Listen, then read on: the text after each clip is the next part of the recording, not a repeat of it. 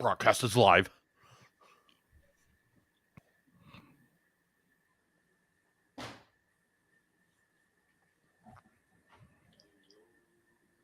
Hey, start the podcast. Shut your hole.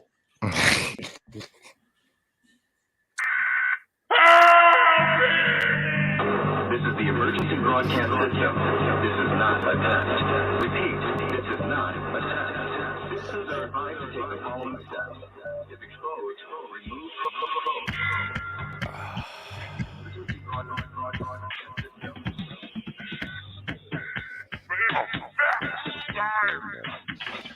Podcast for the curious mind. I don't know what that means. Broadcasting live from a German-made microphone deep within the multifamily bunker here. Fingerprint of the Gods, that book of the week there we got going on, May? Yeah, I'm gonna start it on Monday. Oh, okay. Oh, you haven't even started it yet. You're just No. pre-advertising. I like You that. know, you actually just need to change your name to that one with what's his Reading name? Rainbow Douglas? guy? No, Michael Douglas when he goes in the fucking McDonald's. I don't recall Who's that gonna scene. shoot That sultry everybody? voice you hear is Devin. Welcome to the show, Devin. Oh, hi everybody. What are you talking about? Good morning, Vietnam. That's a Yeah. song movie. That's Robin Williams. You know, Oh, I know. I saw that the other day, and I was like, I need to shout that out. Hey, we've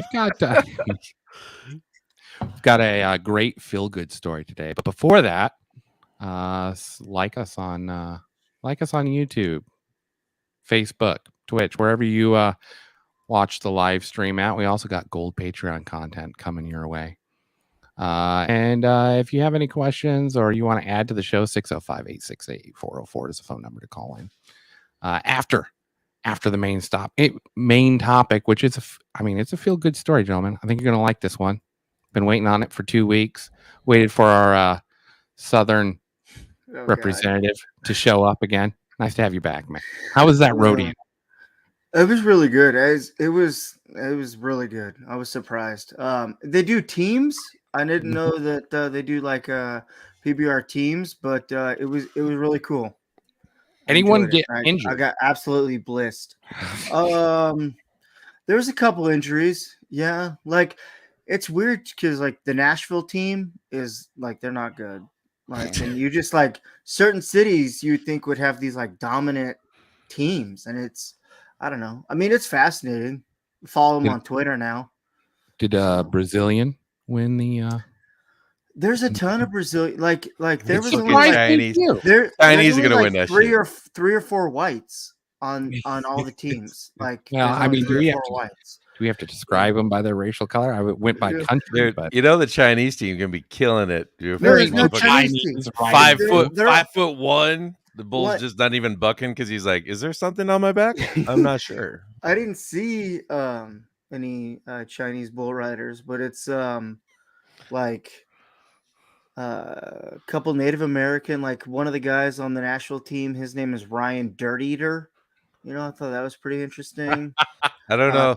Cody Like the Little Horse, ancestor that or earned White that Horse. last name. It's Yeah. like, come on, man. Like, Like, yeah, really? Like, the the first thing gathering. you did just Stick the gathering.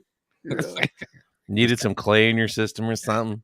Yeah. I It's used to go- fascinating. All tiny Yeah, I- little midgets though, just running around, and I'm just like, they're just so spunky, and they've got so much attitude, but like they're no taller than like 5'5", and I'm like, Oh yeah, you can't be a tall guy and do freaking No. buffalo riding. No. Like I did junior bulls when I was like, Did you say buffalo riding?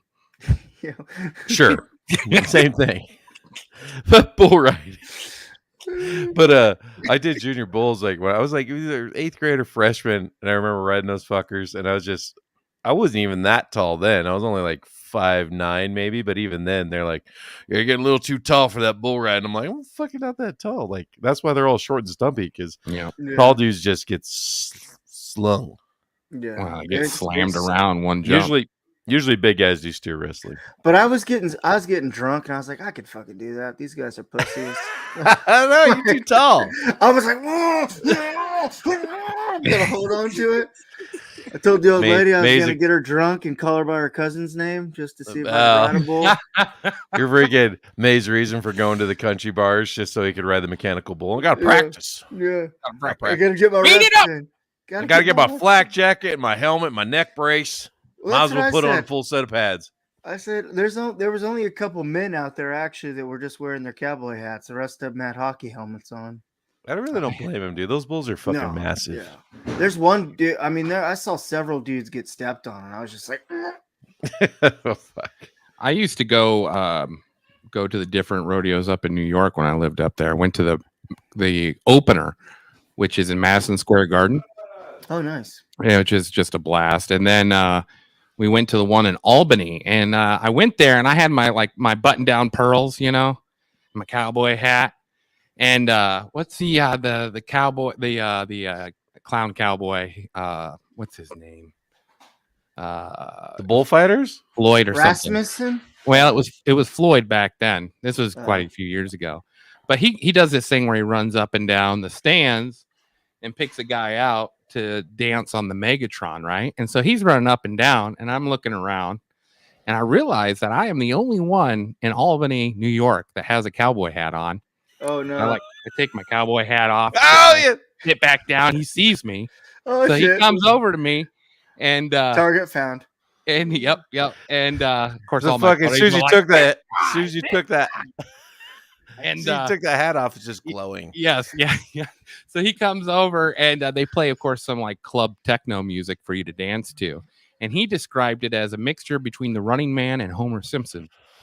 And he proceeded to play it again and again throughout the entire rodeo. They did it in slow motion one time. I figured they play Cotton Eye Joe. That seems like the classic That's song. what I they play. thought. I was like, I can do Yeah. a little sidestep or something. And no, it was straight up techno. I was like, God damn it. I don't know what to do. And I just watched, what was that movie about ping pong? Balls of Fury? Remember that movie with Christopher Walken and Terry Crews? And all I could think of was Terry Crews dancing up to the pool table. So that's pretty much like the dance I was trying to imitate. It was a good moment. Awesome. Guys, are you ready for today's story? Mm-hmm. All right. Yes. All right. I've been trying to spread the word, getting people on our TikTok, Hmm. sharing clips. So Listen. I think it's slowly working. Huge shout out to Maverick, although the last TikTok he sent, I think, scared away more fans than it brought in. I don't know what that was about. The running girl that was running. Yeah. If you want to see that goal, join us on TikTok, Phantom_facts. All right. The year is 1890 in a little town called Henryville, Indiana. And a boy was born in 1890 by the name of Harlan. Now, his dad, Wilbur, was a butcher, and his mom was a devout Christian woman who taught him the evils of drinking and swearing and sinning. So, small town, 1890, not a lot of infrastructure built around there yet, not a lot of jobs to choose from. And his dad comes home one day when he's 5 with a fever and shortly dies thereafter. Now, he had two other siblings, a brother and a sister. And the mom, she's got to get some sort of income coming in, right? Because the dad's dead. Harlan is just 5 years old, and he's the oldest of his siblings. So she goes to work at a canning factory. Now, what's interesting is it wasn't like an 8-hour shift at the canning factory. It was a 3-day shift. So you work there for 3 days and then come back home. What the fuck? Yeah. Well, it's better because I thought you were going to go Hank Williams on us and Mama turned to prostitution. So at least she went to just the canning factory. Well, for she was a straight Christian woman here, so no sucking dick for her. Yeah. So Or, I mean, yeah, at least in her private time. that's Canning. Yeah. Yeah. and that Canning. firm. It's a different term back then, you know? All right. Yeah. She's probably a lovely lady. So anyway, this left poor little Harlan in control of his siblings while she was gone for 3 days. So she taught him pretty much the basics, how to cook and how to upkeep the house while she'd be gone. And this continued on for a few years until until she found herself another man. And Harlan at that age was just a few years older. I think he was like 9 or 10, from what I remember. Anyway, I'm sorry. He was 12 years old. And she remarries, and they head out to Indianapolis, Indiana. And the stepdad, not a big fan of Harlan, decided that it was time for him to become a man and kicked him out of the house at 12. Fucking awesome stepdad. Way to go, Mom. Listen, I I'll want to take care of clap your the mama's two. cheeks. I need you out of here. Jesus. I'll take care of the 2 kids, but the 12-year-old's got to go. Yeah, He's a man he's now. gotta pull his I ain't weight. feeding him. He's got hairs on his plums. So he needs to get out there in the world. Teach him how to be What a a man. fucker. I know, right? Different How many time. brothers and sisters he got? We got 2 brothers, or two siblings, 1 brother, 1 sister. Okay. So at 12, she remarries, and poor old Harlan gets kicked out of the house. Well, fine, whatever. So he Way to go, Christian mama. Yeah. Hey. I already hate her more. It's terrible. So anyway, he tries to do the school thing, works his way up to 6th grade, and What grade? Wait, 6th what? grade. Sixth He works grade? his way up to 6th grade, Oh, they said and fifth grade. they start teaching algebra, and he just don't much care for that. He didn't want to find anything that was unknown factors. X equals Y. He said, that's bullshit. I'm out. So he decides to sign up for the military in 1906. So he enlists in the military at 16 years of age. He lies about it. Tells them he's old enough to serve. So he gets shipped out to Cuba with the military. And turns out he's very seasick on the trip to Cuba. He loses 41 pounds by the time they get there. He's puking so much. Cuba's not that far. I know, that's what I thought. But they said he was so sick that by the time they got to Cuba, he had lost 41 pounds. 41 pounds he had lost. So anyway, they get to Cuba, and his job is to watch after the donkeys, make sure they're fed and all that stuff. Now, 6 months later, he is honorably discharged from the military because, according to some, they find out he's only 16 years old. And like, wow, you can't be. I mean, it's kind of obvious. I mean, if you're a grown man, when there's there's no Yeah, way this kid's child. old enough. Yeah. Yeah. Put him in charge of the donkeys. Like, this Yeah. kid's throwing up all over the place. Hey, you know what's gonna be next year? Here's a drum. He beat this when we go into battle. Stay in the front. Stay in the front. In front of me, preferably. Yeah. Aim low, boys. Yeah. Yeah. You see that cannonball? Get in front of that thing. So anyway, I guess and you that didn't was like say Civil War, did you? So I guess we're not shooting no. cannonballs. Well, I think they still had cannonballs in 1906. I mean, we're not talking that far removed from Civil War times. And I think that's when Theodore Roosevelt was president, right? 1906? The Rough Riders. That'd been the Rough Rider time. Right. Well, yeah, but he wasn't president when he was Rough Rider. No, but it would have been the time around the same time I think he was serving in the military. Oh yeah, for sure. Well, have to not Google it, serving. He had his own militia. Remember, that's how Right. that worked. You could just get a group of guys together and be like, "Hey, we'll fight for the army. I got 30 Rough Riders here." So that's sort of that time frame. They didn't even have a huge military at that point. But anyway, he gets dishonorably discharged, and he decides, well, I'll move to Bama. And he Yeah. cleaned boilers on train locomotives. That was his job, and he worked himself up to fireman, which was the guy that shoveled coal into the boilers. So he was working his way up the train chain. Got married at age 19. They have a baby girl, and he's working on these trains. He switches over to working on track maintenance. And now this guy Harlan, he had a bit of a temper, just a little bit of one. So he would he'd get in fights all the time. And he joined the fireman union, which made his bosses very upset because they were union busters and they didn't want anyone in the union running the train outfit. So when he gets a small episode of seasick or travels, what is that called? Motion sickness. Yeah. They immediately fire him on trumped up charges. So he moves out to West Virginia, and Take me home, country roads. Is this guy related to like our Harlan Williams that was in Half Baked? calm down, calm down. Ah, Just be patient. Wait for it to unfold. take a Don't little get kickback excited. of Grandpa's cough medicine. So old Harlan takes another job as a fireman elsewhere. Gets in a fight with the train engineer, so he gets fired from there. And so then he decides, well, I gotta get another job as a fireman. Now his wife at this point is getting sort of fed up.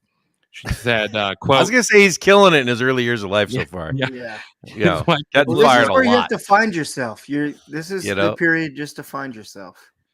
So she says, you've been jumping around job to job like a damn flea.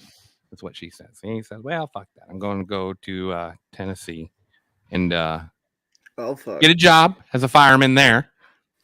And I'll come back for you when I'm settled in.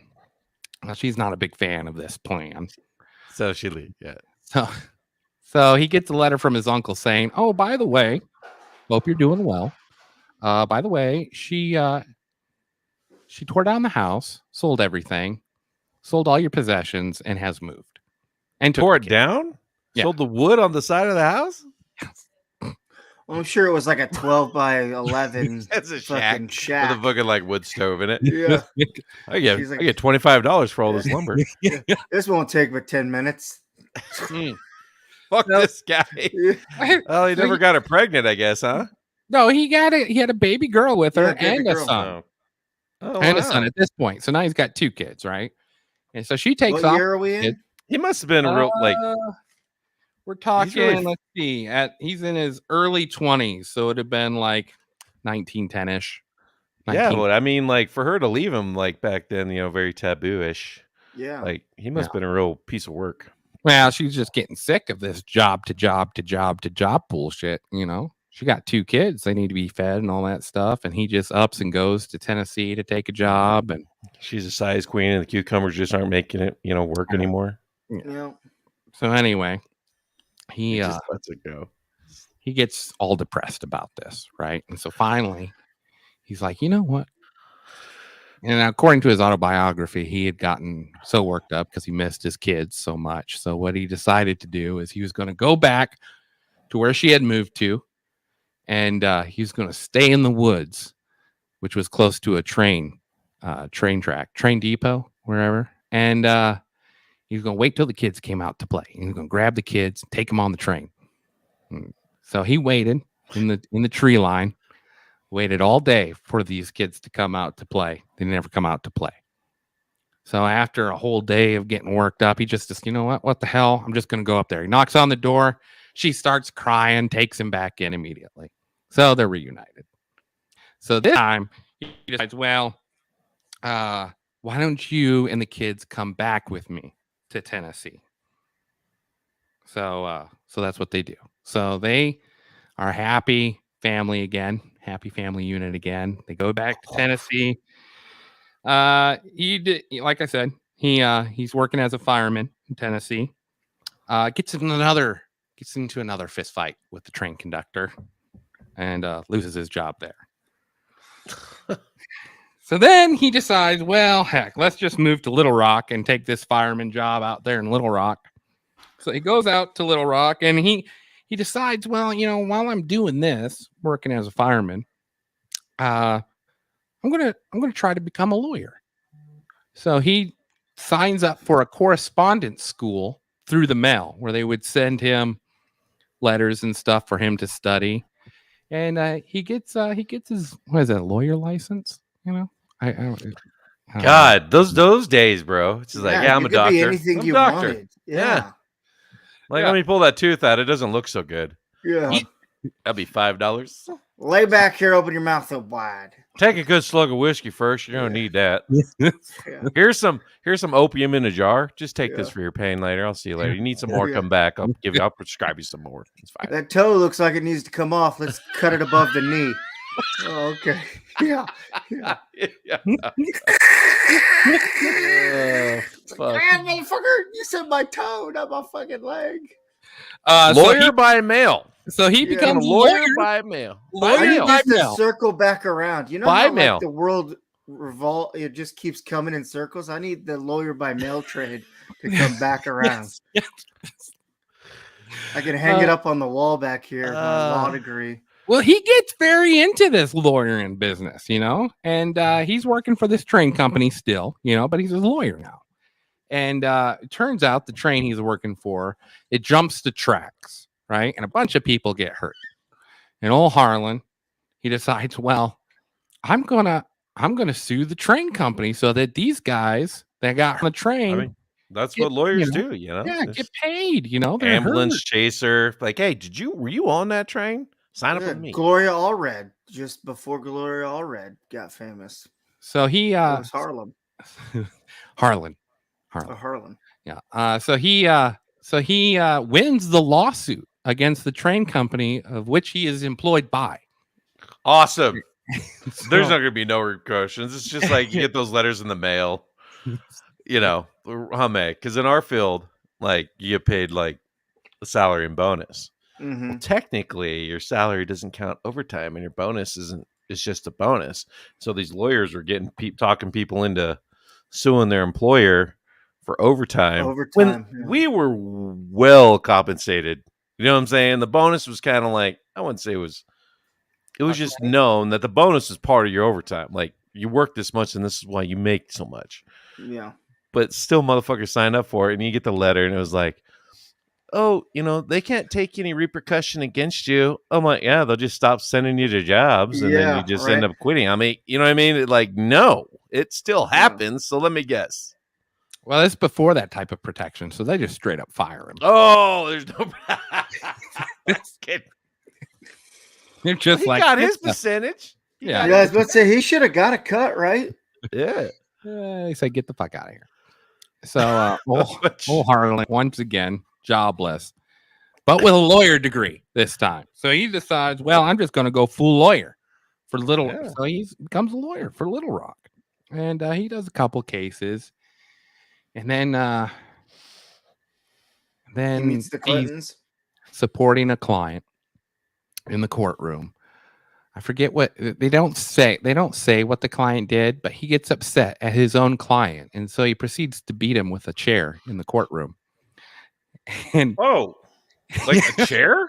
yeah, beats him with a chair in the courtroom. His own client, not the prosecutor. I know what his you're own saying. guy. Yeah. And This guy's so got he an gets- anger problem. You know? yeah, so he gets arrested. You know, because Contempt of court, all that shit. he gets arrested. See the judge pound. loses his lawyer license. Oh no! Oh shit. How is this a feel good story? This Yeah. motherfucker's like a walking shit show. This needs to circle around quickly. Fuck. So after losing his lawyer license and being disgraced in Little Rock, he decides him and his wife and the now 3 kids. You know what? Maybe it's time to move back to Indiana. Oh yeah, this is what you do when you fuck up. You move. So he moves back to Indiana, and he gets a couple of different jobs. He works for a flour mill for a while. Not a big fan of that. Well, it's not that he's not a big fan of it. It's just like he doesn't do a very good job. So he gets fired. Weird. So then he decides to work for an insurance company. Also a doesn't do a pattern very here. good job at that. So he gets fired. Works as a ferry boat operator. Not a huge fan of that. So then he becomes secretary for the Chamber of Commerce for the Rotary Club. what the that What's a doesn't work Rotary very well. Club? Rotary What's Club is Rotary like, Club? don't you remember seeing that in those small towns? You know, like this bench is provided by the Rotary Club. Yeah, I but don't know what it never knew means. What though. what the club was. I don't know. I honestly, I just was like, I don't know. It's just like a group of business heads, isn't it? Hang on. It's like Yeah, old school absolutely. term for Chamber of Commerce. Yeah. Well, he was the Chamber of Commerce Rotary Club. So I think Yeah. it's just like a business, like a bunch of business heads. I don't know. We'll have Devin research that here real quick, see what that is. What's the purpose of a Rotary Club? Rotarians provide community service to both local and international communities. This is perhaps the best reason for becoming a Rotarian. The chance to do something for somebody else and the sense of self-fulfillment that comes in the process in return of that satisfaction to one's own life. So I'm guessing it's kind of like a charitable organization. For your Yes, community. to provide For your community. Like, yeah, service, almost like being in a integrity. Lions Club or, Lions Club's fraternity, but, this is probably just all around community support program. He sold lights. He worked as a salesman for a lighting company. Did not do well there. Finally settles down. Bro, how many careers this motherfucker had now? 20? It just keeps going. So finally, he settles down as a tire salesman. How old is he at this point? So this is before 1926. So he's still in his like mid to late 20s, early 30s. God damn. He's still in his prime. It sounds like my buddy Ricky. Every time he don't get a job that pays better or they fuck with his money, he's out. He's got motherfucker about 30. He only 42 fucking jobs on his application. as long as they live back then, motherfucker only got 20 years left. Especially with his high stress. He probably dies at 45, doesn't he? He becomes a tire salesman. Smoking cigarettes and shit. Yeah, there's something. I mean, I know a lot of old people that smoke cigarettes. So, how many 80-plus-year-olds you see smoking cigarettes? All my life growing up my here. grandma. Yeah, I can't tell you how many old people I see smoke cigarettes. She drinks a goddamn suitcase of Bush and smokes cigarettes and plays crossword puzzles on her sun patio in Colorado. Shout out, Grandma. Shout out. So he becomes a tire salesman, and he's actually pretty decent at selling tires. Anyway, he does this tire salesman gig for a while. Now in 1926, his boy is of driving age, so he gets him a old Model T Ford. Now the Model T Ford, sometimes the crank wouldn't work, so you had to get it run and start. So he'd hook it up to his car and he'd pull it, and that's how you'd get the car started. So one morning, his boy's got to use a Model T, so he hooks it up to his car and starts driving it, trying to get it to crank over.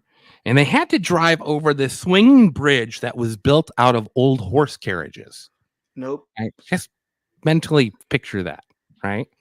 So he's pulling his boy's car, his boy's in the car, and of course he's driving the other car. A cable breaks, and they both fall 42 feet down to the river below. They both live, surprisingly, but now he is out of a vehicle, both vehicles. So he loses his job as a tire salesman because he can't drive around and sell tires because he has no vehicle. So he's on horseback. Like, hey, you should really buy some tires. This is my donkey, Cecil. Would you like some 42 inches? This baby right here is half horsepower. Yeah. But it's pulling me on these rubber tires I got on this little car here. Yeah. Took me all day to get over here. Y'all better look at the tread on these things. I just think that's an amazing part of the life story. I mean, this guy's life has just gone from worse to worse to worse to worse. Now he's fallen 42 feet. Besides that, everything was his fault. Surprised he didn't beat his wife because he was a firefighter. Well, no, not a firefighter. He's just firemen's guys stoke the, fireman. Yeah, my bad. I misspoke. Yeah, bad name to all firemen out there. Yeah, sorry. We all know that's just anyway. So he sues the city for the shitty bridge. No. What happens is that this guy who knew him was really impressed by how well he had sold tires before he lost his job, and he goes, Harlan, I tell you what, I've got a gas station that needs managing. Why don't you do that for me? It's in Nicholsville, Kentucky. So he goes, well, I suppose. And he actually is really happy because now for the first time, he's his own boss. So he decides to run this gas station. Now, he is known for his extreme extreme customer service that he provides at this gas station. I mean, he's like washing their windows. He'll drive around during his off hours to see what roads are under construction so he can tell people. And you got to consider this is like 1926 time, 1928. And so he's driving around to see what roads are under construction. So when people come up to his gas station, he can be like, hey, you don't want to take this route, you want to take this route instead because they're working on that road. Well, remember, that's what gas stations were good for back in the day. You could walk in and be like, hey, I'm kind of turning around here. How do I get this way or that way? And they'd be like, oh, well, 5th Street's closed. The interstate is up 3 blocks to your left. They actually were, people with value, not green-haired, purple-haired nose rings that play Pokemon Go while they serve you fucking tobacco. Okay. That's like 10% of the population. Yes. Yeah. So anyway. Pushing 20 now, I think. He is he's 35. thrilled. He's thrilled to finally 40 have found his spot in the world. And then the Great Depression happens. He's got the little overalls with the fucking rag in the back pocket shit, honey. Yeah. But then the Great Depression happens. And it goes under. And he can't afford to keep the gas station running anymore. So he loses his job there. So, I mean, it's just sort of a shitty situation. I thought you said this was a feel good. It's got to feel bad first, right? Feel bad first. Let it feel 20 good. minutes. I know. I mean, it's felt bad, and he's only got like 10 years of life left. I wish Ray was here to like sum up this freaking story by the time we get in. It's gonna be awesome. Like, I'll do the sum up. Okay. Continue. So anyway, now his gas station that went under, he developed a little renown because of his great customer service and his dedication to it. And so someone from the Shell Oil Company comes up to him after the Great Depression and says, listen, I heard about you, Harlan, and I've got a gas station in Corbin, Kentucky, and I want you to run it.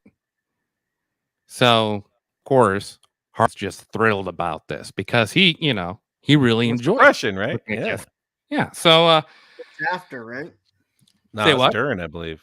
It was. I thought It's you like said after the depression. no, it's right after. It's right after the Great Depression. So anyway, he gets this gas station, which he gets to run in Corbin, and he goes all out, man. I mean, he operates it 24 hours. He's got 2 other competitors, one by the name of McVeigh and one by the name of Matt Stewart. Now, these 2 guys are his competitors in this town. But what makes this area unique is there is a highway that goes through this town. So they've already got traffic that's going through it pretty continuously. So he decides, well, I'm going to advertise my gas station. So he gets permission from these different farmers, and he paints advertisements for barns telling him to come to this gas station. And now, what was genius about this, and they asked him about it, well, why didn't you just get a sign? He goes, well, the hunters and trappers out there, they take pot shots at the signs.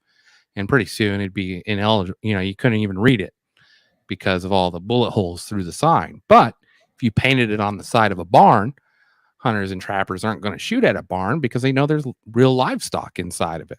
Well, they don't want to get in trouble for that. So it was a genius marketing idea by him, by painting it on these barns. Well, the one guy, McVeigh, is an old codger, right? And he's got, his competitor, the old codger, he's got his own pet pig that he there was a pothole at his gas station, and he'd fill it with water so his pet pig could roll around in it all day. And Harlan became friends with him, and the guy needed an air compressor. Harlan gave it to him for free. You know what the pig's name was? I don't know. I don't know what the pig's I bet it was Bacon. Crispy. Bacon. So anyway, now Matthew Stewart they're not as good of friends. In fact, Matt Stewart is jealous of the advertisement on barns idea. So what he does is he goes and middle of the night and paints over Harlan's advertisements and puts his own gas station. Oh, what a fucker! And What did the farmers say about this? it's so well. I don't know. I mean, like this went on for a little while. Harlan would drive by and be like, "Hey, motherfucker," and so he'd go and repaint it for his gas station. And station sure boy. enough, Stewart would come by and paint it back to his gas station. And finally, a farmer comes up to him while he's with his two managers running this gas station. And he's like, "Matt Stewart's at it again. He's out there painting over your sign." And so Harlan at this point is like, "This motherfucker." So he grabs his two buddies that Yeah, are you know, also he's got a- managers of he's the got gas a- station. He's got a penchant for patience. you Yeah. know. Is this how Proven. billboards Show. got started? Well, I mean, he had already warned Matt Stewart that he'd blow his head off if he was caught him painting over I've been his fired head. for plenty of jobs of beating someone's ass. I ain't afraid to do it again.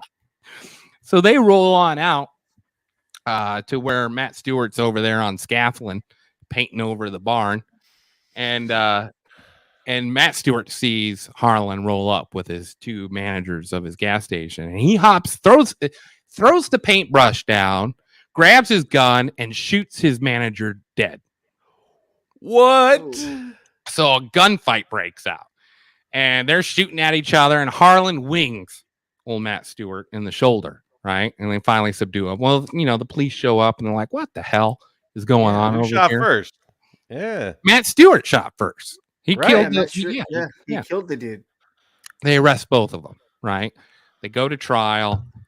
Harlan and the other manager that lived through the whole ordeal explain what happened, and Harlan's released, and Matt Stewart is thrown in jail. Becomes And it's someone's little interesting. bitch. So they're holding pockets and shit. Yeah.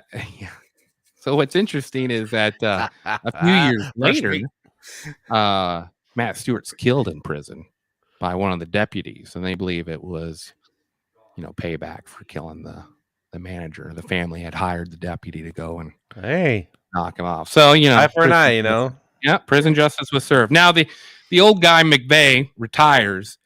He gives Harlan his gas station because him and Harlan were good Damn. friends. So He gives he owned that one. yeah, he owned that one. So now, So because he was just managing that one, right? For Shell. yes, Well, it yes. sounds like so he now would- he owns yeah. his gas station. That's awesome. Yes, Way to go, old yeah. guy.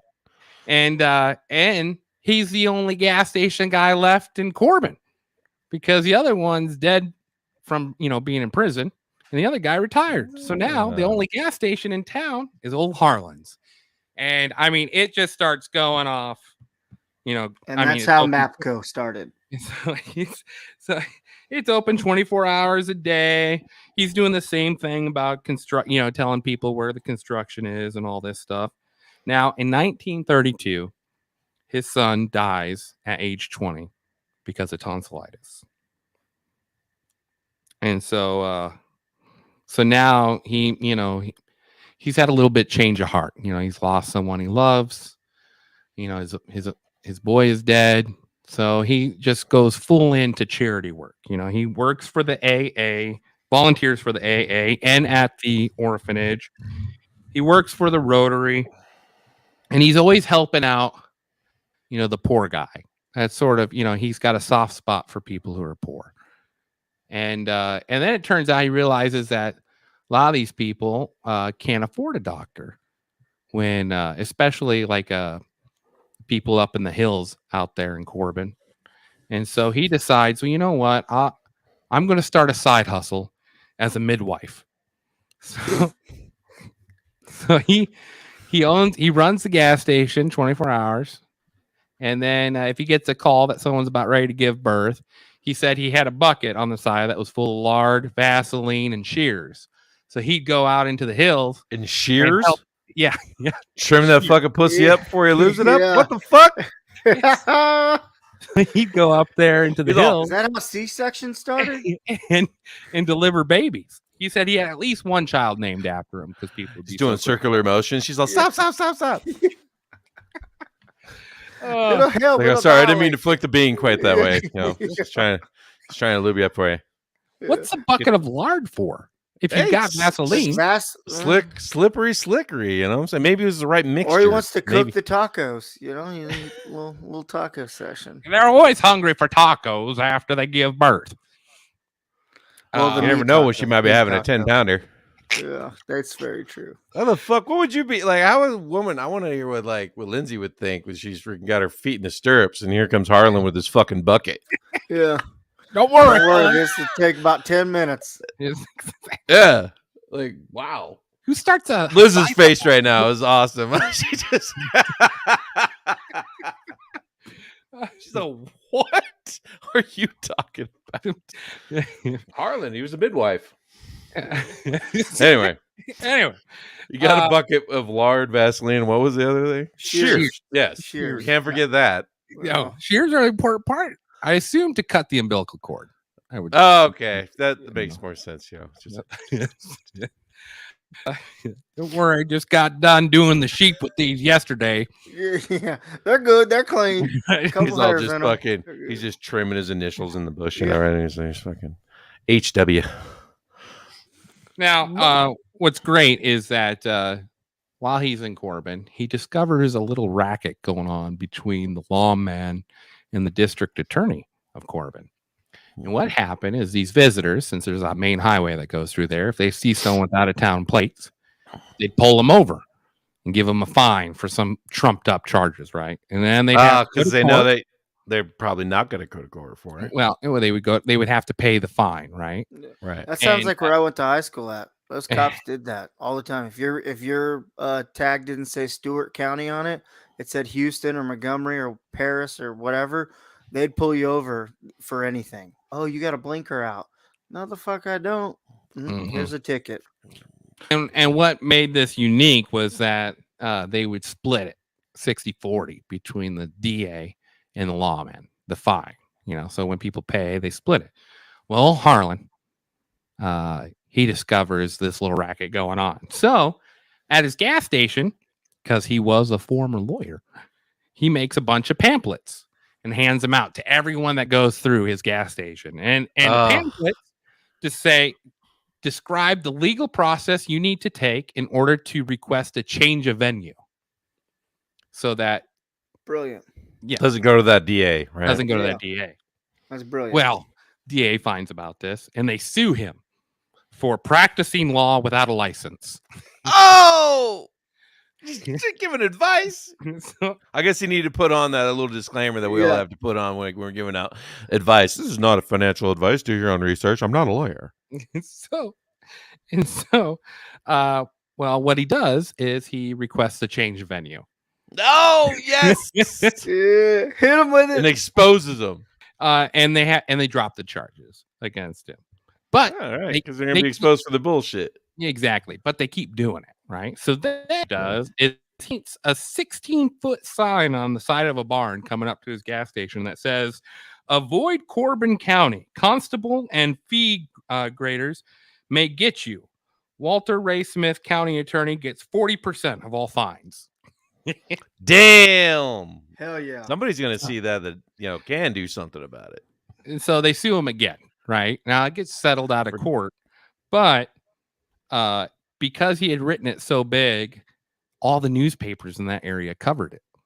Oh, yeah. And so it stopped the racket because they'd gotten, statewide exposure from three different states covered the story. Governor's calling up going, what the hell is this? So anyway, he's sitting there, and because he does this, it just makes his gas station all the more popular, right? So now everyone knows about his gas station. Yeah. Because they're like, not only does this guy offer great service, but he looks out for the travelers. Yeah. So everyone's going to this gas station. he's protecting you from the man. It's my kind of guy. Now Harlan's sitting there and he sees all these people coming in and they fill up. And then they got to go elsewhere and they got to go eat dinner.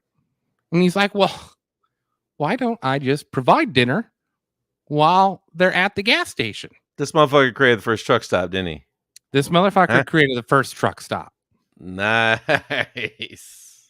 So now you could fill up your gas and eat dinner all in the same spot and then be on your way. right? Right. And he serves like, he serves a bunch of different styles of food, green beans and ham and biscuits and chicken. And it becomes so popular that people start going there more for the food than they are for getting gas. Wow.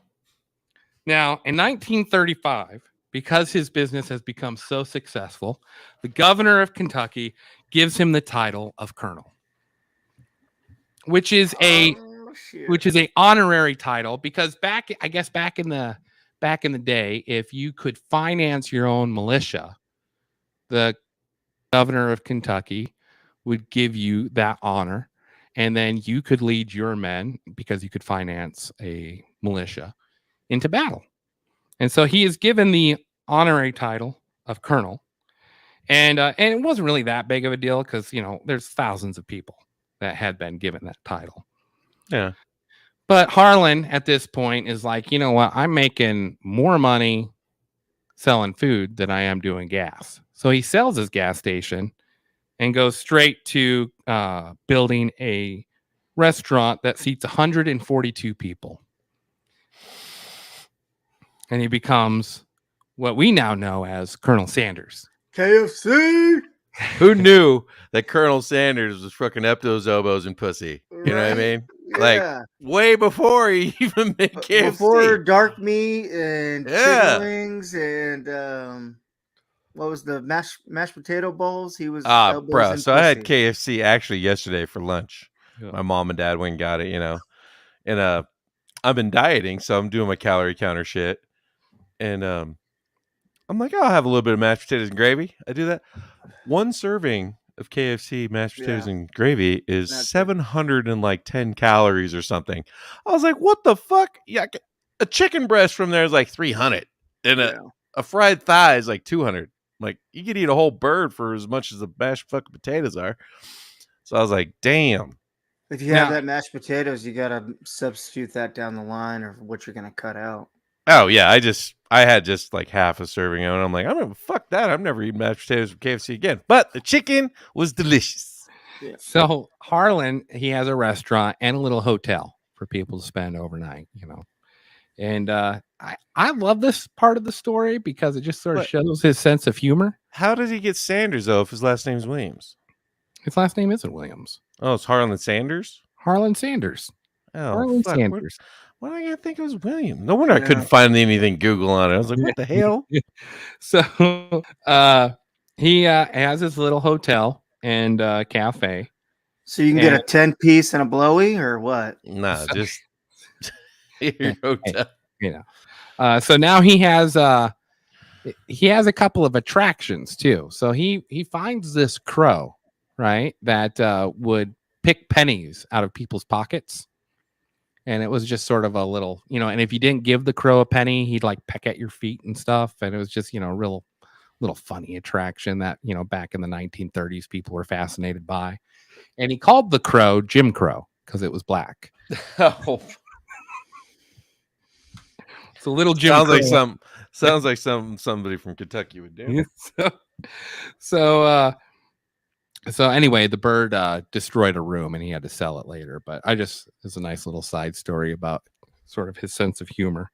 He wasn't racist at all, which I find interesting. He just was definitely a troll type of guy. Oh yeah, well, he helped protect people and all kinds of crazy stuff. That's awesome. Yeah, and exactly. He was very much looking out for people who had come from the same type of situation he had grown up in. I mean, he was dirt poor. Also, he's older too, right? Like he's 50s. Like when he starts KFC, I mean, he's not a spring chicken. Well, in 1939, the whole place burns down. Oh shit! Little grease fire got out of control. So he decides to just build a restaurant this time. Now he did have insurance money on it, so he was able to build his own restaurant. In 1948. He divorced his wife because, according to him, he's still a little bitter about her picking up the kids and leaving. Yeah, selling all his shit too. He just let it sit with him for that long. Just marinated. Yeah, that's why he's doing all the good deeds. This like hate, just fucking buried down. He's like, I have to keep doing good, otherwise it's gonna pop out. Damn it, Dolores. Well, now, according to him, he was going to remain single for the rest of his life, but he didn't know how to sew buttons on his suit jacket, and he didn't know how to darn his socks. And the lady that ran the accounting for the restaurant, he had sort of grown to liking, and so he decided that he was going to marry her. Wait, And time by out. Time golly, out. oh yeah, What's darn your socks? What fix is holes. that? You fix holes. You know, like you get holy socks. You know, darn it. Yeah, see, nowadays we just throw that shit away. Yeah, okay. Got a Chinaman making them for 40 cents an hour. Or China kids, but yeah. Well, you're right. you know what I mean? Now, as he had worked as a fireman for many years, I know that. Darn your socks. he had developed a bad habit of swearing nonstop, and he felt guilty about that. And so he decided to go to a revival Bible convention in Australia.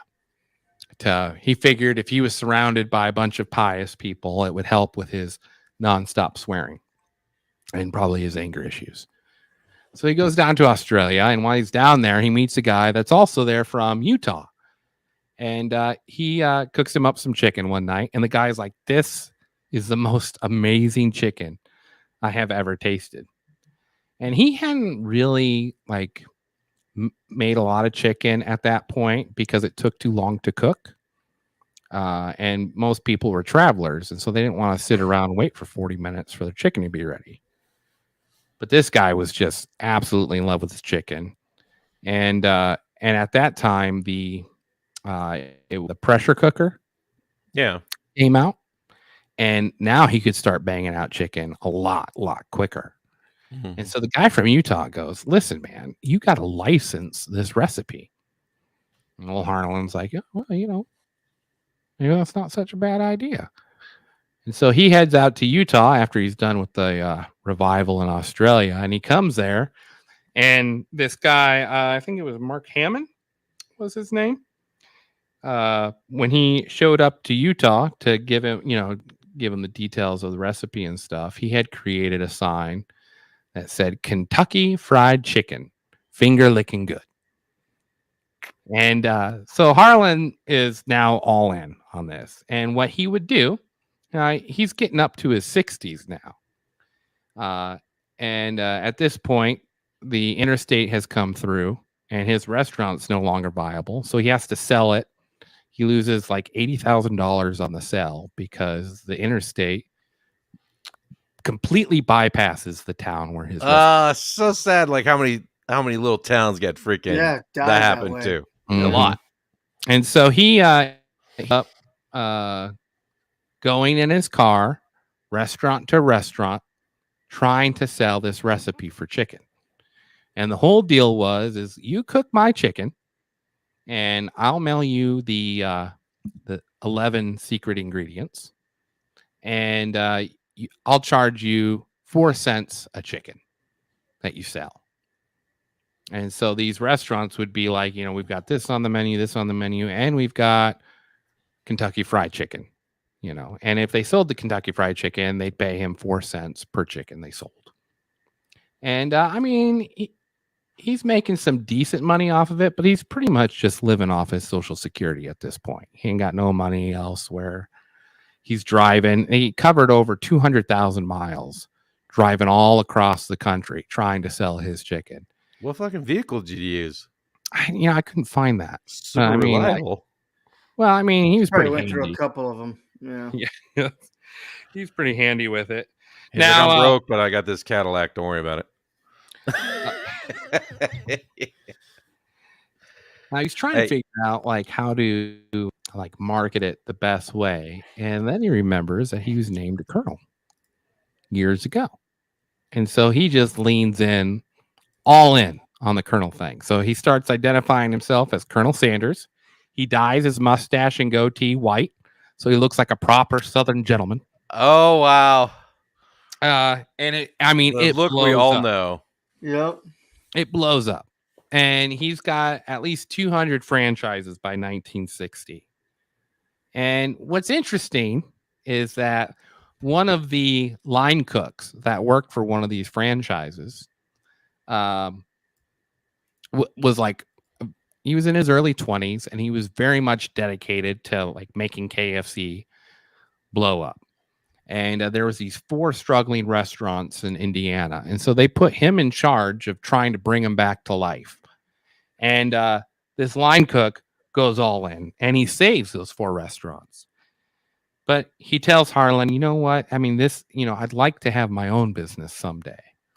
And so Harlan says, or Colonel Sanders at this point says, well, I tell you what, since you saved all these restaurants, here's $1.5 million. Go start your own restaurant, as long as it doesn't compete with my chicken. And so Davis starts Wendy's franchise. And What?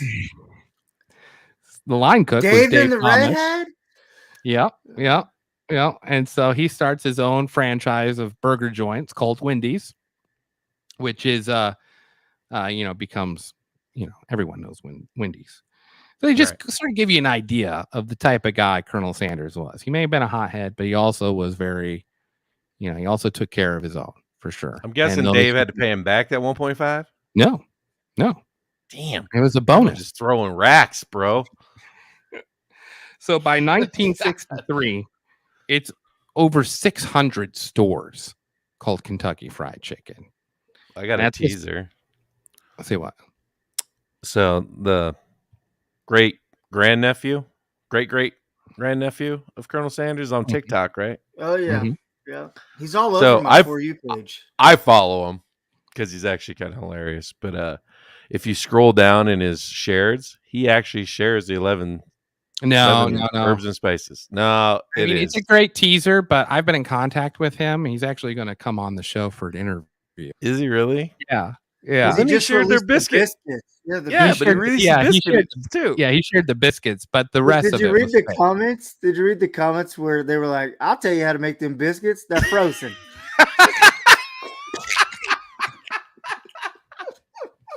Well, it's fast, and we'll get to that point. But we're in 1963 still.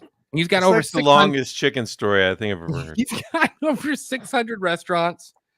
A corporation comes up to him and is like, listen, when you die, these things are all going to fall apart. So you just need to sell it. And he fought it for a long time. But eventually, the franchisees, they all convince him, listen, it's time to sell. So he sells it for $2 million. And then for being the face of the franchise, he gets a $40,000 paycheck every year until he dies. What year is this? 63. 1963. So, I mean, that was a lot of money back then. Yeah, $2 million and 40,000. Yeah. It's not bad. But anyway, as with most corporations, they try to look for ways to cut corners and say loss. And this is much to the Colonel's disliking. So, 1974, he sues Kentucky Fried Chicken for not using the original recipe, and it gets settled out of court for $1 million. And then the next year, he's still upset about this, so he starts his own restaurant in Shelbyville, Kentucky, called the Colonel's Chicken's Ladies' House. And KFC goes, no. Can't have it. I'm sure he signed a non-compete, right? Yeah. Yes, yeah. And so they sue him for $2 million. Right. And he Ooh. he countersues for $122 million. Hell yeah. Well, Hell 2 yeah. million. 2 million back then is like 20 million today. Yeah, well, he countersues KFC for $122 million. Yeah, I want $1 billion. That's like a now, bitch. billion. And Yeah. he goes to the judge. He's like, they're trying to close down my restaurant. And so the judge is like, listen, this is sort of a tricky situation. And so then they settle out of court and they pay Colonel Sanders another $1 million. And he changes the name to the Lady House Colonel Chicken, which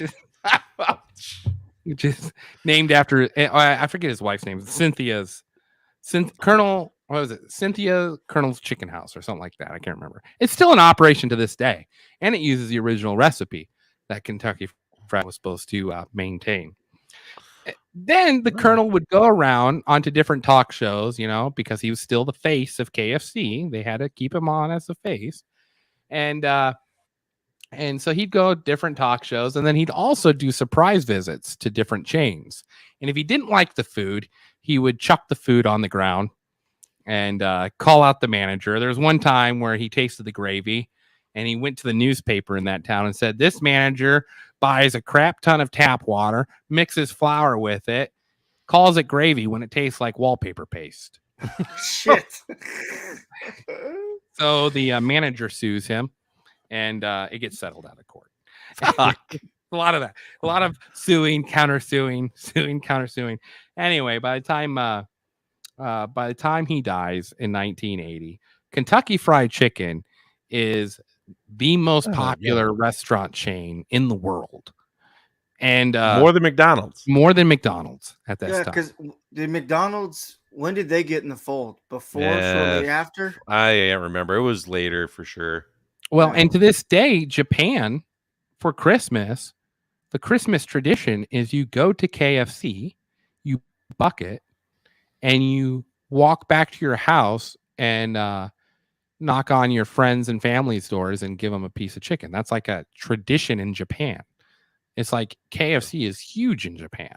It's became one of the most popular franchises in the world. Yeah, 1955 for McDonald's when they started franchising. And it was funny because it was Dave Thomas's idea to have the bucket logo Right. for Kentucky Fried Chicken.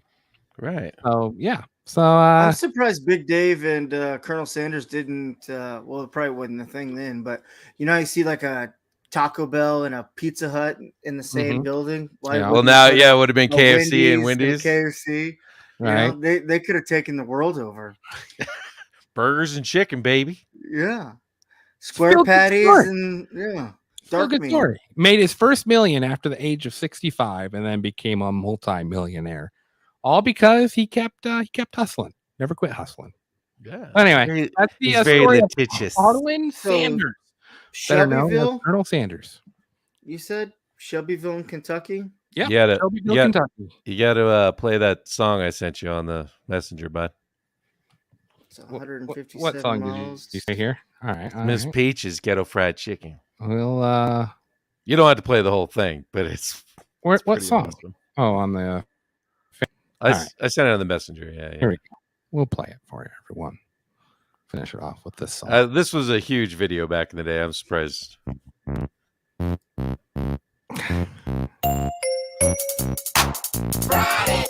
Yeah.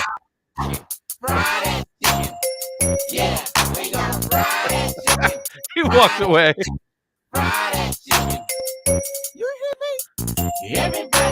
You remember this song, don't you, May? Yeah. You think it's a guy dressed up as a chick? Oh yeah.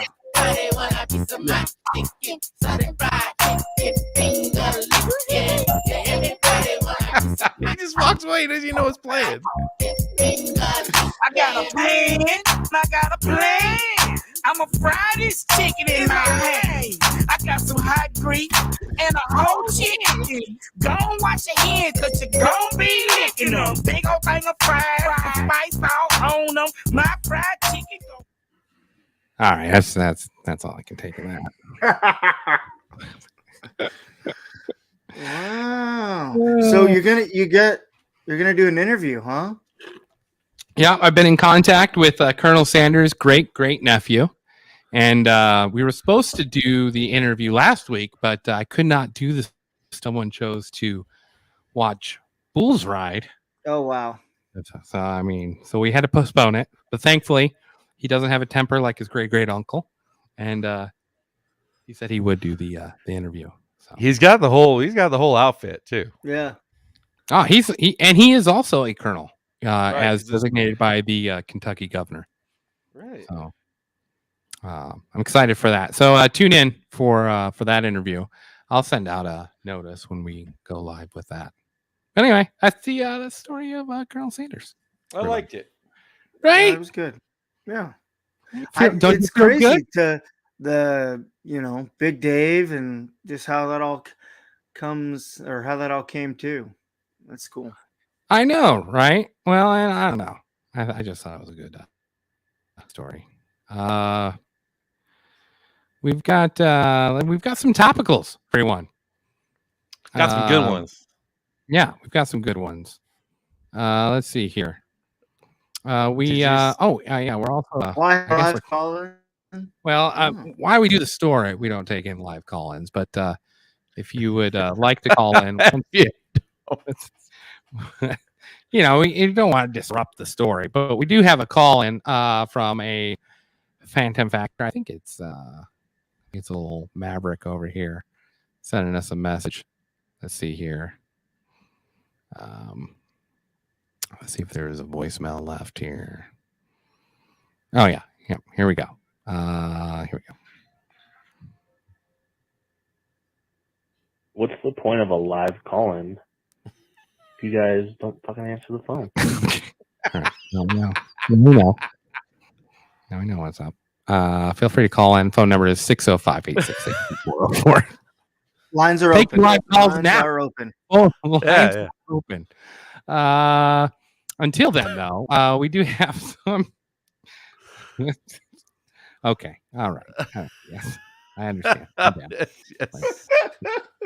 You know, I just, we do a feel good story and I'm getting torn apart.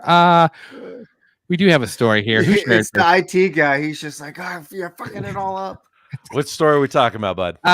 Australian teen who identifies as feline will be allowed to dress like a cat at school. Oh wow, that's not mine. Yeah, I said 14-year-old that. in Australia will be allowed to dress like a cat at school after she informed the officials that she actually identifies as a feline. She will not be allowed to speak like one and will be able to continue to do so as long as it doesn't become a distraction for other students. A source close to the family told News at AU. No one seems to have a protocol for students identifying as animals, but the approach has been that if it doesn't disrupt the school, everyone's supported. Nice.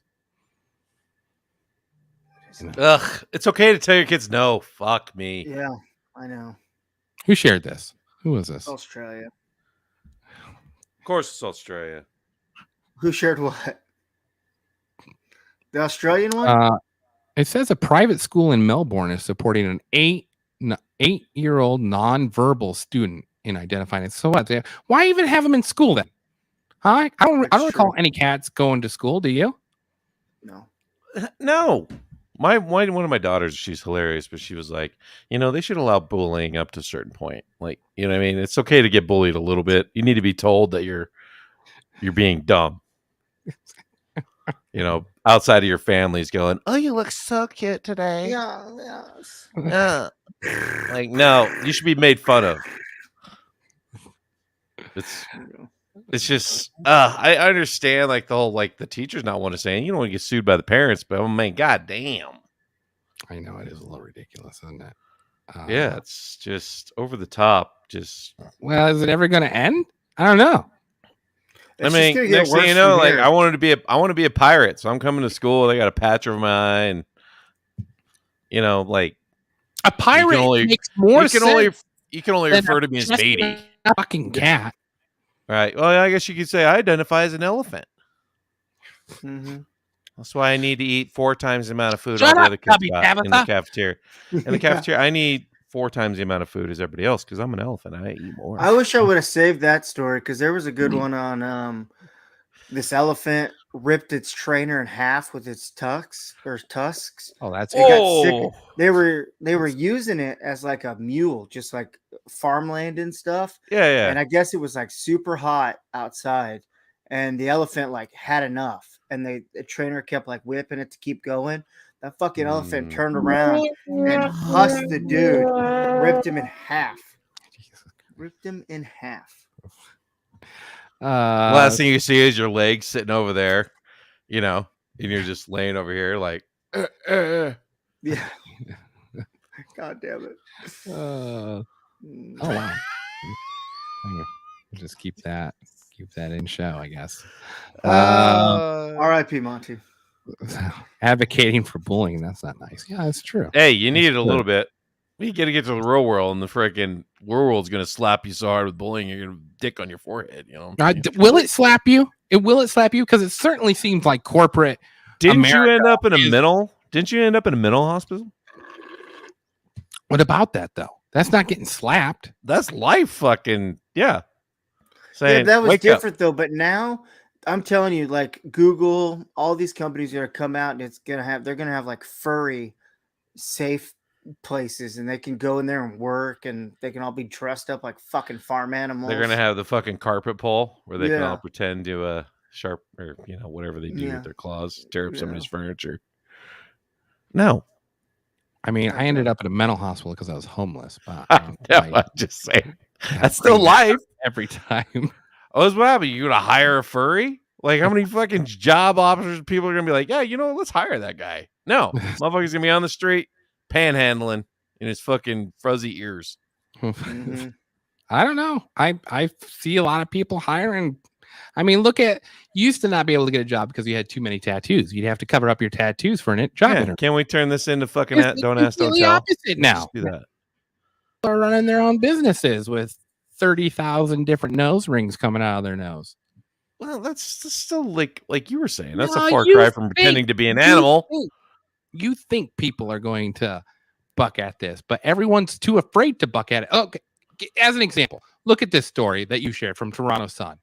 Woke Sydney nightclub banned staring Yeah, without why I verbal shared it. consent. Yeah, you Right, so can't now stare you at can't go anybody. to a bar and make eyes with someone. You can, but you just can't continue. You know what I'm saying? What You can't does be that mean? creepy guy. Can't be the creepy guy in the corner sipping on your drink, just staring at girls. Is that what Unless that you means? make a move. Or yeah. Yeah. How else are you supposed to make a move? I don't get it. Don't be fucking ugly. I don't know.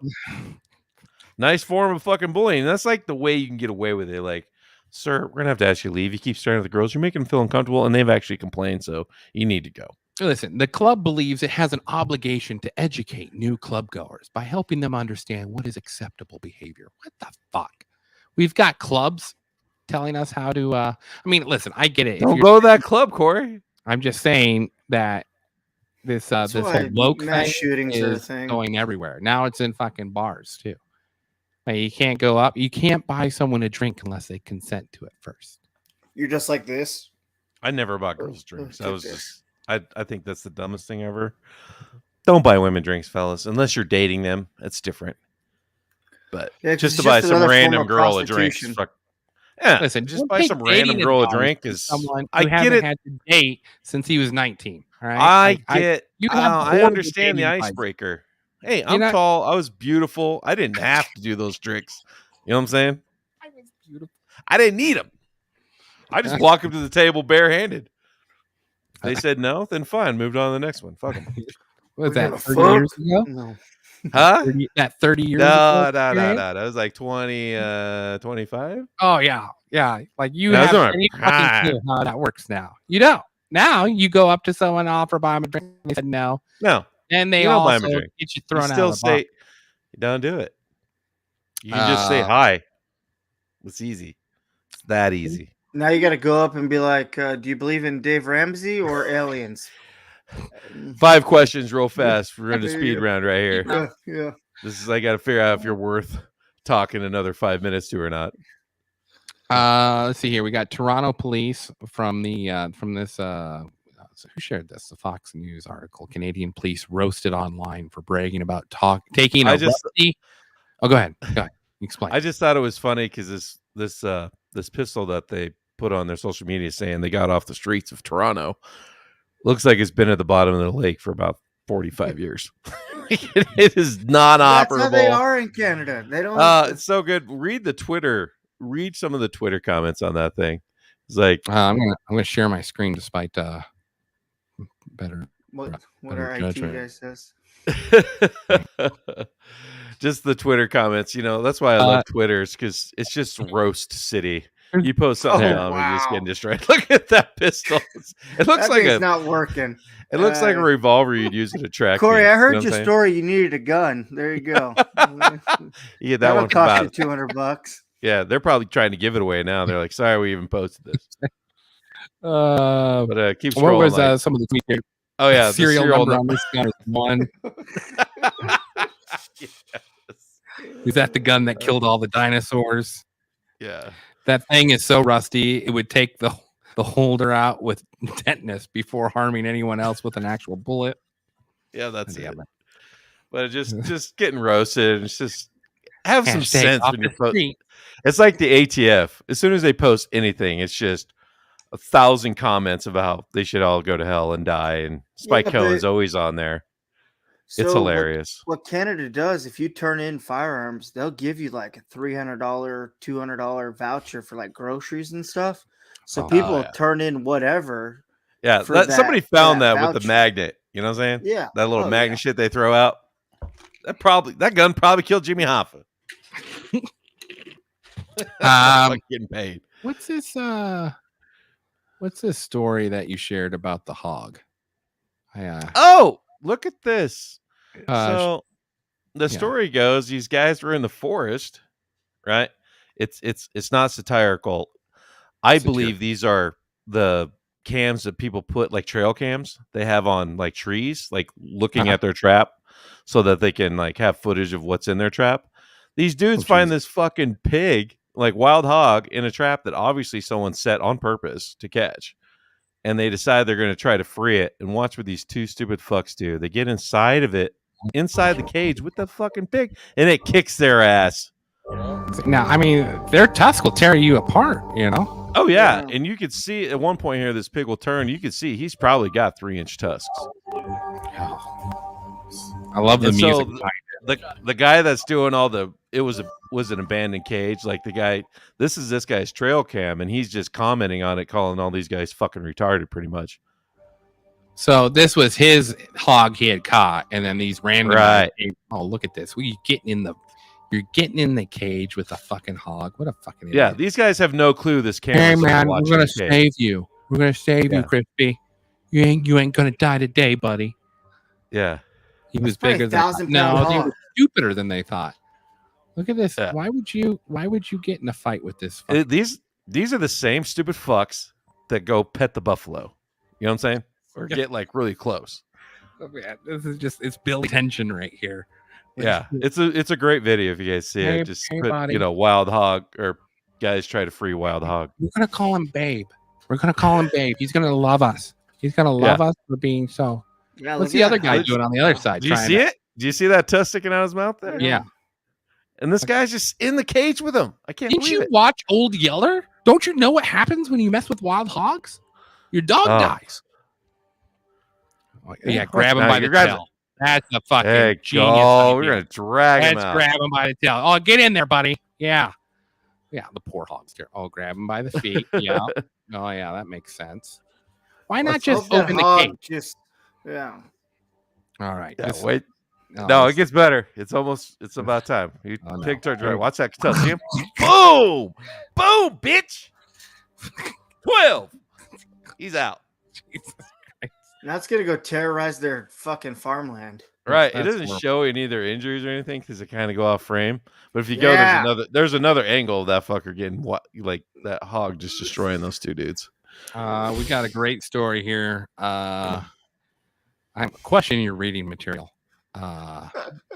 Man. It's But- popped up on my Facebook like 8 times, so I was like, you know, What? I think this would be a good laugh. The headline is I keep dating straight guys who cheat on me with other men. This is in Men's Health. This is Men's The Health magazine. magazine. Quality. This is quality stuff right here. Oh, I'm not against men fucking men, but when it's cheating, it's cheating. Oh, what are you doing? That's what it said I don't even know what That to was- make of this. underneath the headline there. Yep, that's the headline right I there. want, what you got wait, against you that? can't There's read nothing the wrong with a article? little education. I'm Zachary Zane, a sex writer, author, and ethical man whore. A fancy word of saying I sleep with a lot of people, and I'm very, very open about it. Over the years, I've had my fair share of sexual experiences, dating and sleeping with hundreds of people of all genders and orientations. In doing so, I've learned a thing or two about navigating issues in the bedroom and a bunch of other places, to be honest. So this is the guy that answers the wait. So I can't read the article, May. Oh no. No, it's all blurred out. Did you look at this link before you sent it to me? The headline was just fascinating. Probably want you to sign up for the fucking magazine, doesn't it? I mean, do they count as straight guys if they cheat on you with other men? No, they're Isn't it? definitely I not keep straight. dating gay guys Yeah. who cheat on me with other men. I think there's a problem here. You know, maybe you should date guys that have like 4 pockets in their pants, just not 2. Cheating, especially when it's random hookups on Grindr. Yeah, it is. That's definitely. I got questions. Do all the guys you've dated have man purses? Yeah, right. Satchels? Do they wear flip flops way too much? You know, do they wear flip flops with pants? And are the pants skinny jeans? At any point, is there any bedazzling on said jeans? These are important questions to ask. Those were popular back in the day. Yeah, you remember Carpies? Remember those Oh, yeah. fuckers? They're sparkly. Yeah. And 45-year-old man trying to wear fucking teenage girl pants. I love Carpy. He's fucking awesome. I'm just curious. Most Why of would you also you like ask, to wear dresses. why would you ask a guy for dating advice that has slept with hundreds of people? It's probably not good advice. I would say that no. It's like, it's interesting. There is a lot of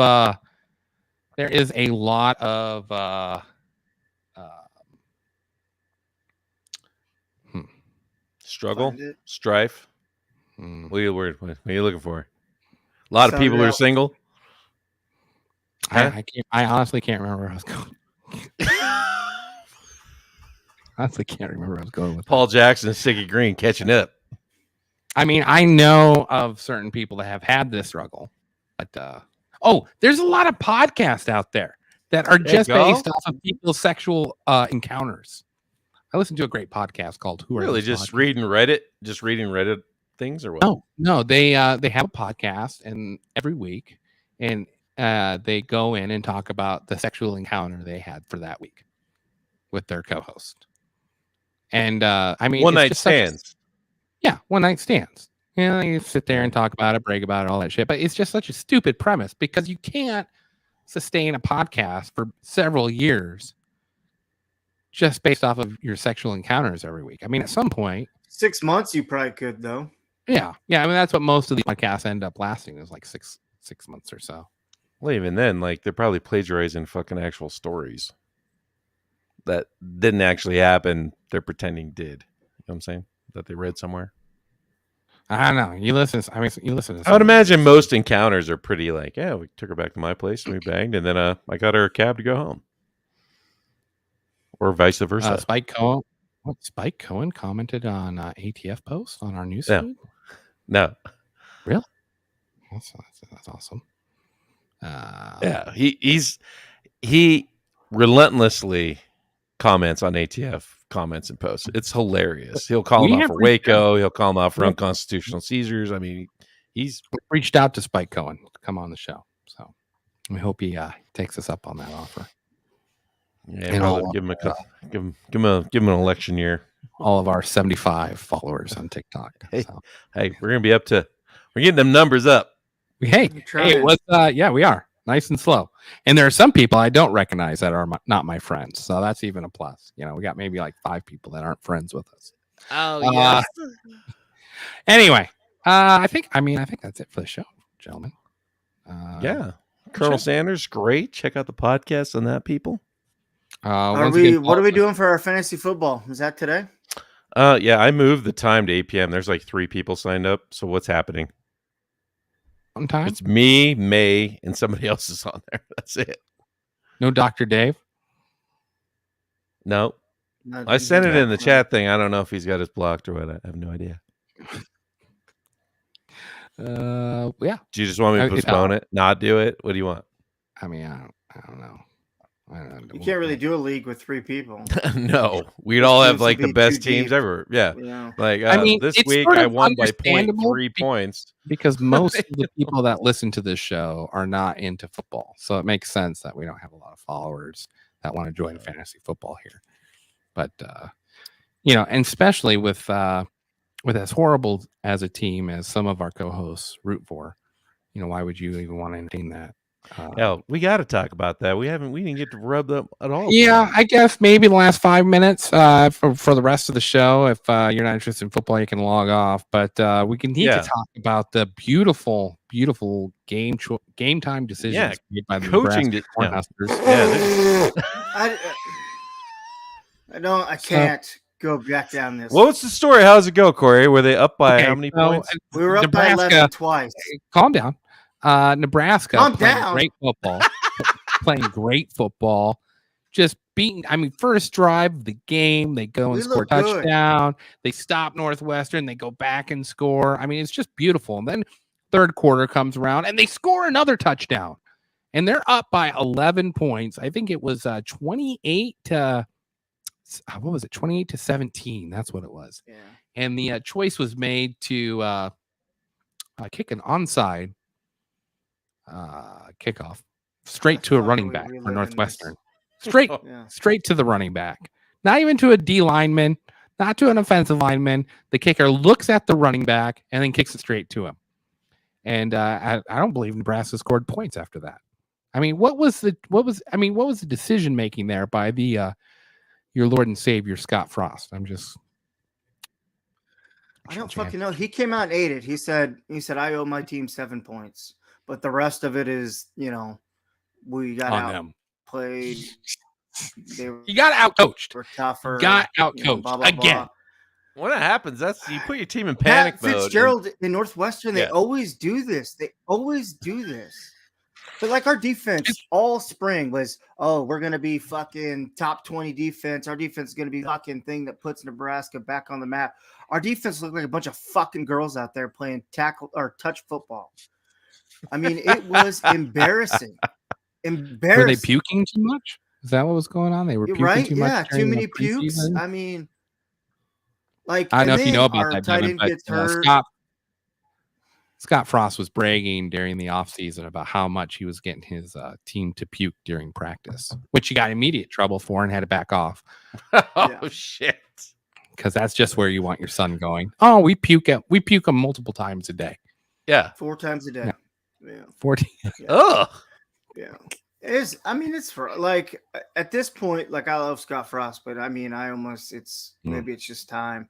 But if Really? we don't beat Team North one? Dakota, if we don't beat North Dakota by 50 fucking points, I think Trey Alberts is just going to be like, motherfucker, sorry. You Well, have to I go. know that his Because we could have payoff. easily started this season 11-0. 11-0. Until you we took on played Iowa? either Wisconsin or Iowa. And then it got sketchy. Then the battle comes in. But we could, like, Oklahoma, who knows what the fuck they're going to be. But now I don't know what the fuck we're going to be. Like, I was so mad. I almost I'm ripped my sure. jersey. I got When he so came mad. out in Wait, you onside ripped your kick, jersey up? he No, said he I almost wanted did. to. Oh, okay. When they came out an onside kick, were you just yelling at the screen before they Oh, even kicked yeah. it? So here's the thing, right? So my son, we had his birthday party yesterday, his 1-year-old Yeah. birthday party. So like I had to like be angry inside and be a mute because like I brought a TV outside and watched it so I could be a part of the events. And I was just like, Great. like just, and everyone was like, what? And I was like, what do you mean, what? Are you not watching that TV over there? You want to watch these sweaty kids? Look at that TV. We just onside kicked it. We're up by 11. Fucking face beat red too. He's fucking red as his red Solo cup. He's fucking drinking out of. Son of a bitch. Fucking little Kool-Aid for his son's punch bowl. Do you think that playing in Ireland was a bad choice? No, I think that was fantastic. I think that was really cool. Now, You the know, credit like, card so machines the- broke down in Ireland. Yeah, so You they just gave out offered free beer and food. alcohol. Yeah, Whoa. yeah. Yeah, they So lost everyone was Ireland, Ireland, wasted all at that. least. Yeah. Yeah, well, you had to be wasted after. I don't know. after Fuck that. it. God says drink for free. Yeah. I love football. But, The taps are still working. I love hand egg. It's the greatest sport ever. I sit around, watch him throw the ball, getting drunk, eh? yeah, it was. Yeah. You know It was what? I'm just tough, glad you man. guys play week 0. I'm glad you guys do all that bullshit. First of all, Northwestern is no joke. They're No, always they aren't. sneaky But good. I mean, god damn it, man! Northwestern, like, it's I can't tell you how what many is that, a games we suburb lost of in- Chicago? Like, wait, that's a team full of whites. Like, come on. A team that wears purple. Listen, I'm going to give a quick football breakdown real quick. What really bothered me about your guys' last drive is you ran the same play 4 times in a row. Yes, thank you. It was 10 yards curls for all the receivers. All receivers curled. 10-yard curls for all 5 wide. Everyone curled. And the first time, they gave him like a 7-yard cushion. And then the second time, they gave him a 5-yard cushion. And then the third time, they gave him no cushion. It was incomplete. And then the fourth time, it tipped off the guy's hands into the other guy that was just waiting for a tip. And that's how they picked it up. And that ending tip, I mean, that tight end. You couldn't run a stop and go or something. Hands.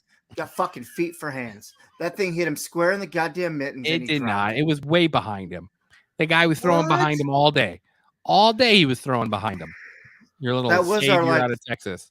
Third string tight end. I mean, he did good. Casey Thompson looked pretty good. I mean, but he had the wide receivers didn't help. I mean, we got all these transfers to come in thinking that they could dominate the Big Ten because they came from the SEC and the Big 12, and they didn't wow anybody. 22 transfers Nebraska brought in. Holy shit. 22 starters they brought in.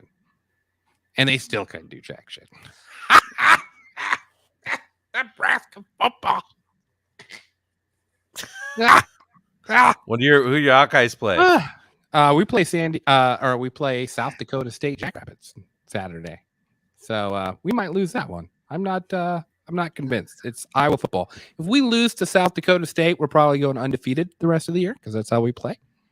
If we beat them, we'll probably have a 4-loss season. But you know what's nice is we win the games we're supposed to. And unlike other franchises with Golden Childs as their fucking head coach. It's good for us.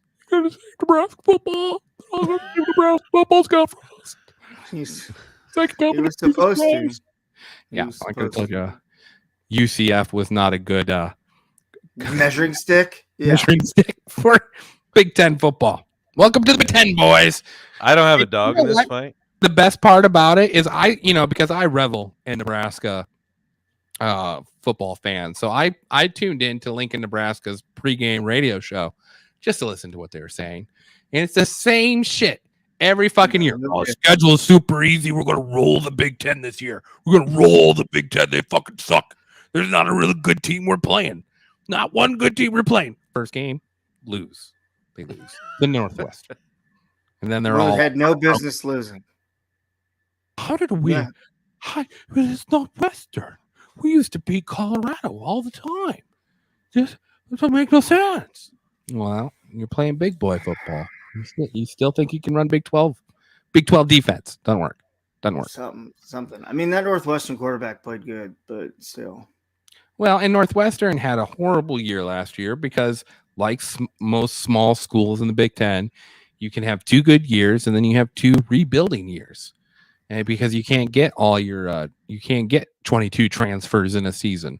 Is this true of college ball like the NFL? Have you ever noticed, like, the first couple of weeks, like in the NFL, offenses kind of dominate because defense is really not sure exactly how the other team's going to play. So the offenses kind of have a little bit more. Big Ten's different. It's is it not like that in college where Big Ten is defense in the trenches, offense and defensive line.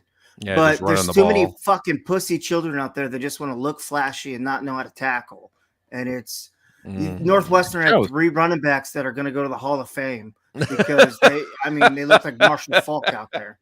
They did look good. There was because they got the ball with like 5 minutes left, and every play was a run. Every play was a run. Couldn't stop them, huh? Couldn't stop them.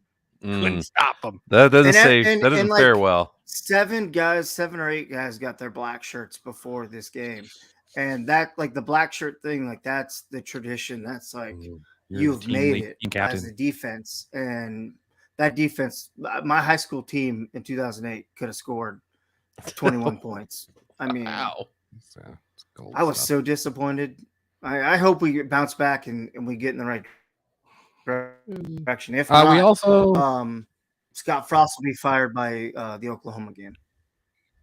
Yeah, maybe it's time to bring back Bielema. Brett is in Illinois. They just That's dog right, bump the that's shit right, out 'cause of Wyoming. Yes, because they recognize what a real good coach looks like, and not some fucking pony boy that they bring in from fucking don't- Florida. Not I even don't know. Florida. I don't. University of Central Florida. It's, I mean, they you know, shared I enjoy the national title that year. And they went we should give undefeated. a shout out to the newest Phantom Fact member. Our one of our co-hosts, Lindsay, gave birth to a healthy baby girl, Evelyn. So congratulations. Congratulations. I expect follows and likes and her to start showing topicals within the year. So Nice. She will. All right. She's gonna be the new go-to beer girl. I think so. That's, I think that's her jam. Oh I yeah, think- she's. I know. Unfortunately, we lost the previous beer ambassador, but we've moved on. Found someone else, so we're looking forward to that.